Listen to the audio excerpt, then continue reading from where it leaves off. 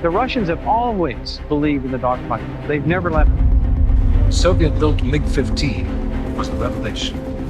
It outperformed all the American fighters except the Sabre.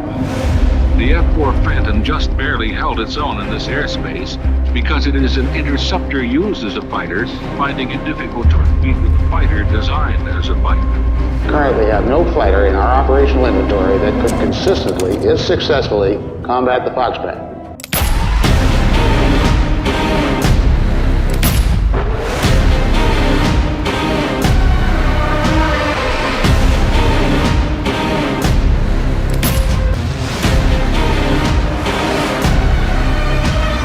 About this time, in 1969, Sukhoi and his team won a design contract for a long-range interceptor that would not only replace existing fighters of the IAPVO, the Soviet Union's air defense force, but also be able to beat the new American F-15E in air combat.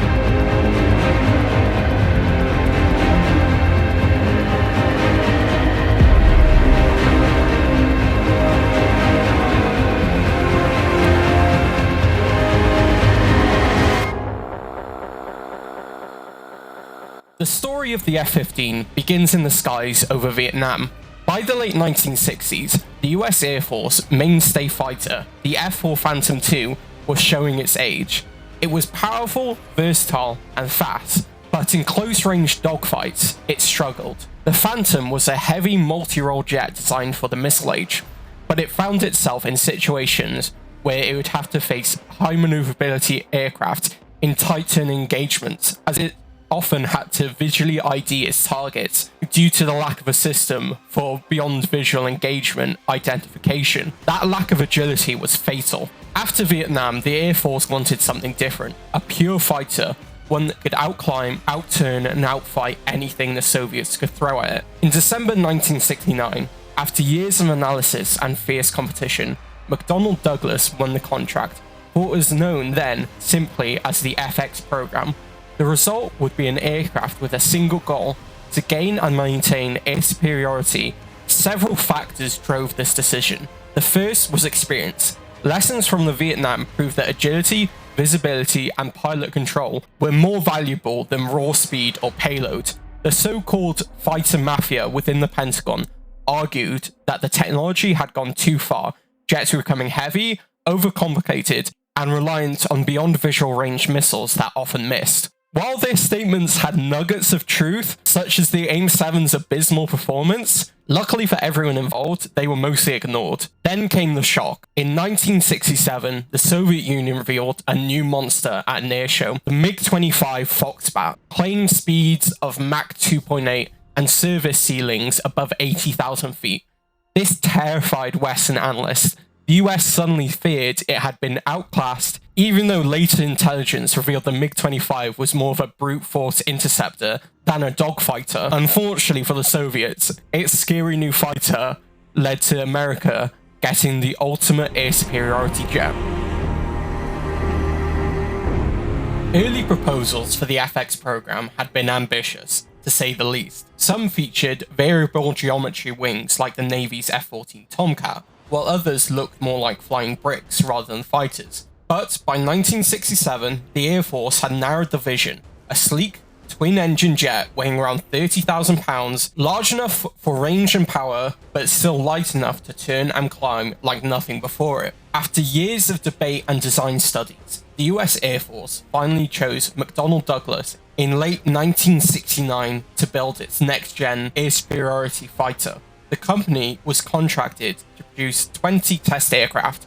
For some reason, I can't exactly find the reason it's called Eagle, but some say it's because of its all-weather capability, a nod to how eagles hunt in bad weather, and some say it's called Eagle because of its large wingspan, similar to an eagle.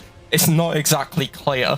There was even some talk of merging with the Navy's F-14 program for some time to save money, but study shows that the Tomcat design, optimized for long-range fleet defense, came with a compromise in agility and crew layout. In the end, the Air Force went its own way, determined to build a pure air superiority fighter, and definitely not because the generals didn't want their funding to be cut for some Navy program.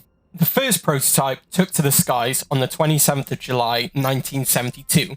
From the moment it lifted off, it was clear this aircraft was something special. Powered by two Pratt & Whitney F-100 turbofan engines, each delivering nearly 24,000 pounds of thrust, the Eagle could accelerate vertically. It was the first American fighter with a thrust-to-weight ratio greater than 1:1, meaning it could go straight up under its own power. Also having a ratio greater than 1:1 also improved dogfighting capability. In 1975, an extremely optimized and stripped down Eagle made history by smashing the world record for time to altitude. The nicknamed Streak Eagle, climbing from brake release to nearly 100,000 feet in under 3.5 minutes. The F-15 can also reach Mach 2.5, making it one of the fastest operational fighters ever built. Of course, no new jet is perfect. The early models of the F-100 engines were temperamental, prone to stalls and surges, and the APG-63 radar, although powerful, needed fine-tuning. But the Air Force pushed through these teething issues, and by November 1974, the first production Eagles were delivered to the Luke Air Force Base for pilot training. Just over a year later, in January 1976, the first F-15 entered frontline service with the first tactical fighter wing. From drawing board to combat ready in less than a decade, that speed was unheard of at the time, and it showed just how focused and forward-thinking the program was. By the mid-1970s, the Eagle had proven it was more than just hype. It was fast, lethal, and smart, featuring one of the first integrated digital flight computers, advanced electronic countermeasures, and then a cutting-edge heads-up display that projected flight and targeting data right into the canopy. Over the years, the Eagle family grew into many versions. The F-15A and F-15B, a single-seat and a two-seat trainer, were the original models. These AB Eagles were pure air superiority fighters, a heavy radar, the Hughes AN/APG-63, and a large internal fuel tank for long range. It had a formidable armament for the time, an internal 20mm Vulcan cannon, plus up to 4 radar-guided Sparrows on the fuselage, and 4 heat-seeking sidewinders on wing pylons.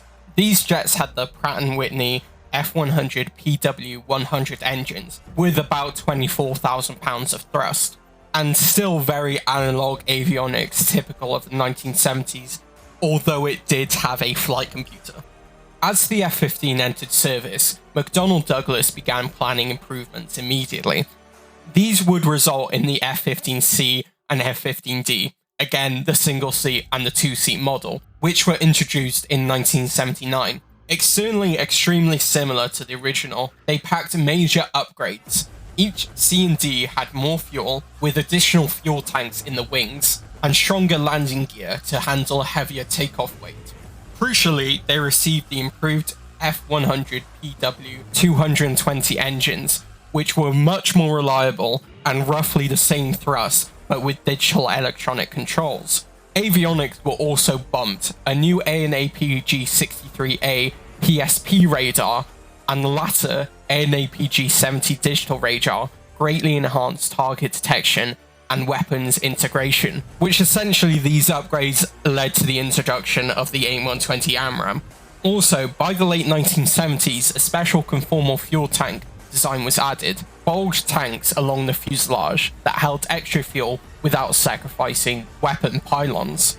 In total, about 400 F-15Cs and 60 F-15Ds were built for the United States Air Force.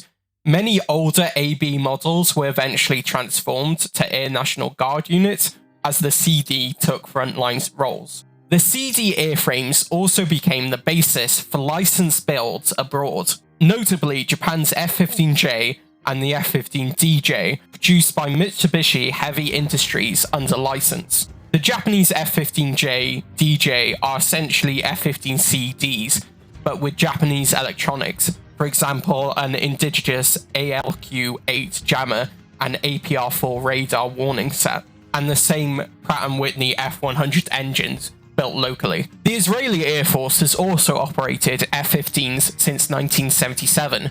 The IAF operates 38 F-15As, 6 F-15Bs, 16 F-15Cs and 11 F-15Ds in service as of 2022. The Saudi Air Force also has 46 F-15Cs and 16 F-15Ds fighters in operation as of 2024. In the 1980s, attention turned to giving the Eagle a true air-to-ground role. McDonnell Douglas had always slipped some ground attack capability into the design, and the USAF sought a dual-role fighter. The result was the F-15E Strike Eagle, which first flew in December 1986 and entered USAF service in 1988-89. The E model is a 2-seat variant optimized for long-range strike missions.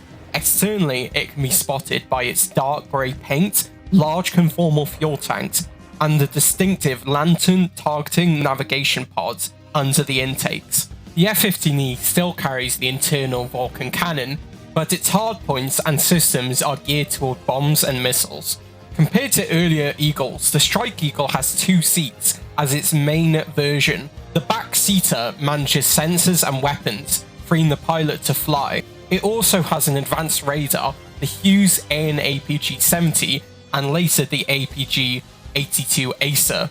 Both radars are optimized for both air-to-air and air-to-ground modes. Early F-15Es used the F-100 PW-220 engines, but as weight grew, they adopted the F-100 PW-229, which produced about 29,000 pounds of thrust, about 5,000 more compared to the 220s. The conformal tanks are standard on F-15Es, which hold about 750 gallons apiece of extra fuel. The Strike Eagle's enormous payload is its standout feature. It can carry 23,000 pounds of combined ordnance, more than many bombers of previous generations. This includes guided bombs, cluster munitions, anti-radiation missiles, air-to-ground Mavericks, standoff missiles, and even nuclear weapons.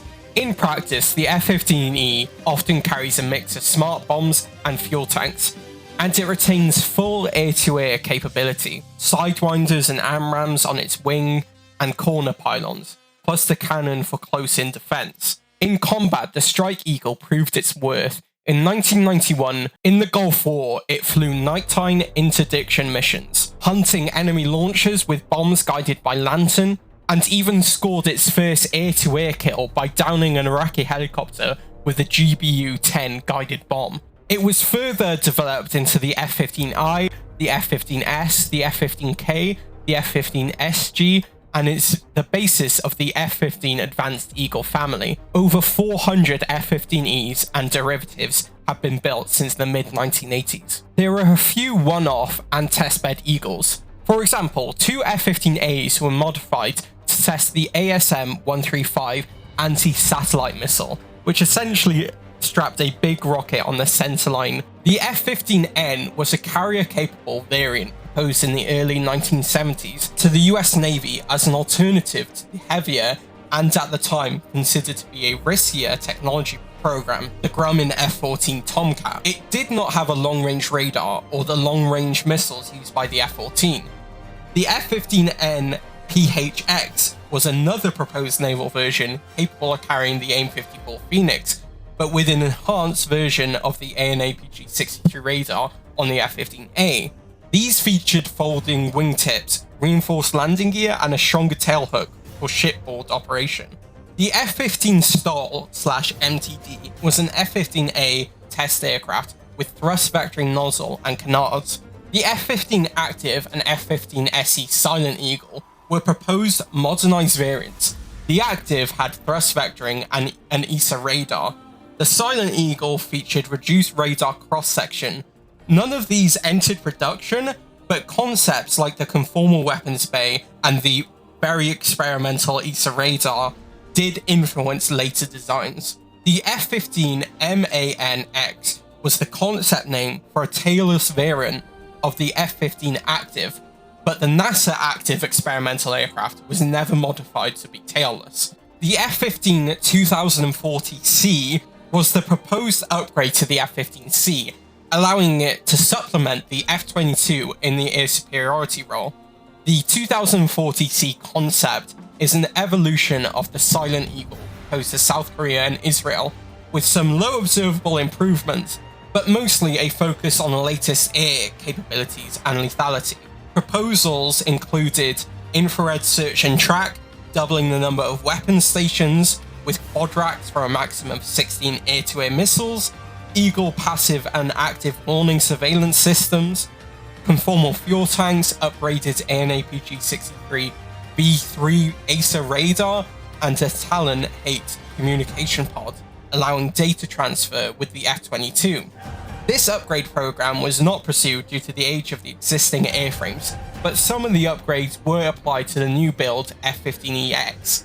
The F-15F Strike Eagle, originally proposed as a single-seat F-15E for Saudi Arabia, later reserved for Singaporean F-15Es, delivered as F-15SGs. The very newest is the F-15EX Eagle 2, effectively a brand new Eagle built from the ground up, based on the technology from export models, to supplement the F-22. The EX features an advanced ACER radar, the AN/APG-82, advanced avionics, and can carry more weapons. The USAF plans to buy over 100 F-15EX to replace aging F-15CD airframes. If there's one thing the F-15 has never been short of, is its teeth. From day one, the Eagle was built to dominate in air combat, but over the decades, it evolved into one of the most versatile weapon platforms in aviation history. Every Eagle, from the first F-15A to the newest F-15EX, carries a familiar core arsenal. The AIM-9 is the oldest missile in the F-15's inventory, dating back to the 1950s, but it's been continuously upgraded. Early F-15As used AIM-9Js and P versions, which were decent but struggled with head-on shots. But by the late 1980s, the AIM-9L and M changed the game. All aspect seekers meant you could fire even if the enemy was flying toward you.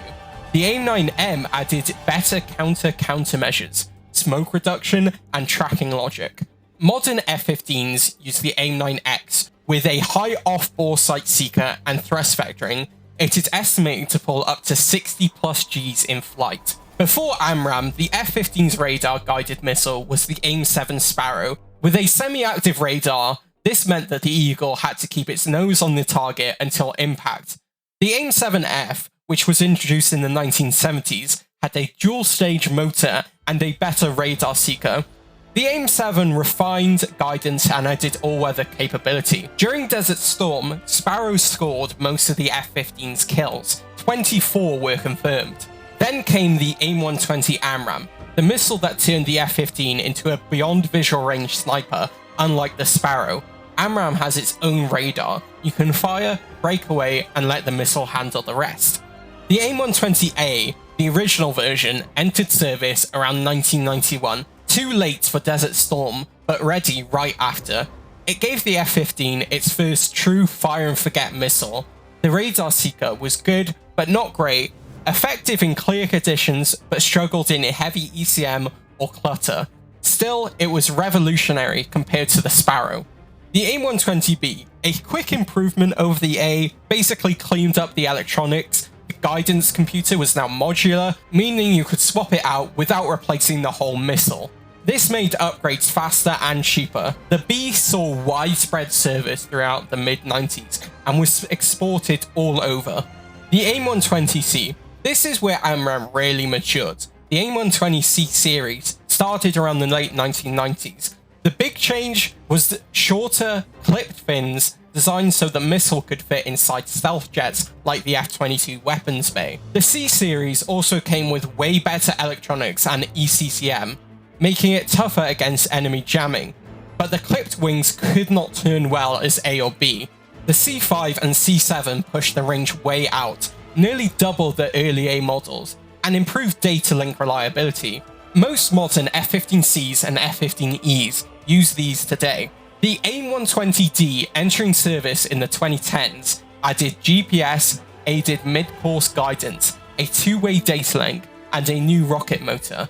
Basically 100 plus miles of range, higher energy in endgame, and the ability to get live course updates from the launching jet or an AWACS. This means an F-15 can fire a D-model AMRAAM, turn away, and someone else, maybe even another Eagle or an E-3, can guide it in. With the introduction of the F-15E Strike Eagle, the F-15 finally got access to an arsenal of air-to-ground munitions. At the core of the F-15E's strike loadout are the classic MK series bombs, Mark 82, the Mark 83, and the Mark 84. By themselves, they're just dumb iron, but fitted with paveway laser kits, they become the GBU-10, the GBU-12, and the GBU-24 laser-guided smart bombs that can hit within a few feet of their aim point. The F-15E's Lantern targeting pod, and later Sniper or Lightning, lets the backseater laze multiple targets in one pass. By the late 1990s, JDAMs, the Joint Direct Attack Munition, replaced laser kits for bad weather work. JDAMs use GPS and INS guidance, turning old Mark 82s and Mark 84s into all-weather precision weapons. When targets are buried or reinforced, the F-15E brings out the big guns. Literally. The GBU-28 is a 5,000-pound laser-guided penetrator originally built from the repurposed 8-inch artillery barrels during the Gulf War. It was designed to crack Saddam's hardened bunkers. Newer penetrators like the GBU-31 V3B JDAM variant use a BLU-109 warhead designed to punch through several meters of concrete before detonating. For aerial denial and soft targets, the F-15E can carry CBU-87 combined effects, the CBU-89 Gator mine dispersers, and the CBU-97 sensor-fused weapons. The CBU-87 scatters hundreds of bomblets that can take out light armor and troops. The CBU-89 drops anti-tank and anti-personnel mines, used for cutting off retreating convoys. The CBU-97, more advanced, uses tiny guided submunitions that hunt and attack individual vehicles, basically autonomous mini-missiles. Cluster bombs have become controversial, and many air forces have phased them out, but during the 1990s and early 2000s, they were a staple of F-15E loadouts. When flying into heavy air defences, Strike Eagle crews prefer not to get too close. That's where standoff weapons come in. AGM-65 Maverick, a short-range PV or IR guided missile for tanks, vehicles, and ships. It's a quick to lock, easy to fire, and great for close air support. The AGM-135 is a rocket-powered glide bomb derived from the GBU-15. With a solid rocket booster and a data link, it can hit targets from 30 to 40 miles away while the backseater guides it in via live video. The AGM-154 JSOW, or Joint Standoff Weapon, an unpowered glide bomb with folding wings, it can be dropped from 40,000 feet and travel 70 miles to a target. It's stealthy, programmable, and ideal for striking SAM sites or airfields from outside threat range. In suppression of enemy air defense or SEED missions, the Strike Eagle can carry AGM-88 HARM missiles, the high-speed anti-radiation missiles that home in on radar missions.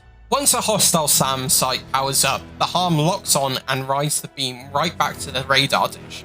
This gives the F-15 a deadly edge in escort or deep strike packages. This can silence enemy air defenses before friendly aircraft even cross the border. Although rarely discussed, the F-15E was certified for the B-61 and B-83 tactical nuclear bombs. In NATO operations, Strike Eagles could theoretically deliver low-yield nuclear strikes. It's not a mission they trained for routinely anymore, but the capability exists. In over 50 years of service, the F-15 has become an aviation legend. Its design perfectly captured the needs of the era, and it has remained dominant long after the Cold War.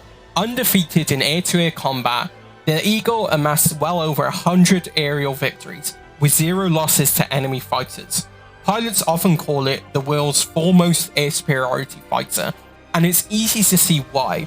The combination of twin engine, huge fuel capacity, state-of-the-art radar avionics, and heavy weapons made it truly able to outperform and outfight any current enemy aircraft. Today, the F-15's legacy continues. While the USAF fields stealthier jets like the F-22, it's also ordered the F-15EX to keep the Eagle family flying into the 2030s. The export market remains strong. Japan, Israel, Saudi Arabia, South Korea, Singapore, and others all operate Eagles. In short, the F-15's combination of power, agility, and payload is timeless. It started life as a pure fighter to counter the worst threats of its day, and it has more than lived up to that promise.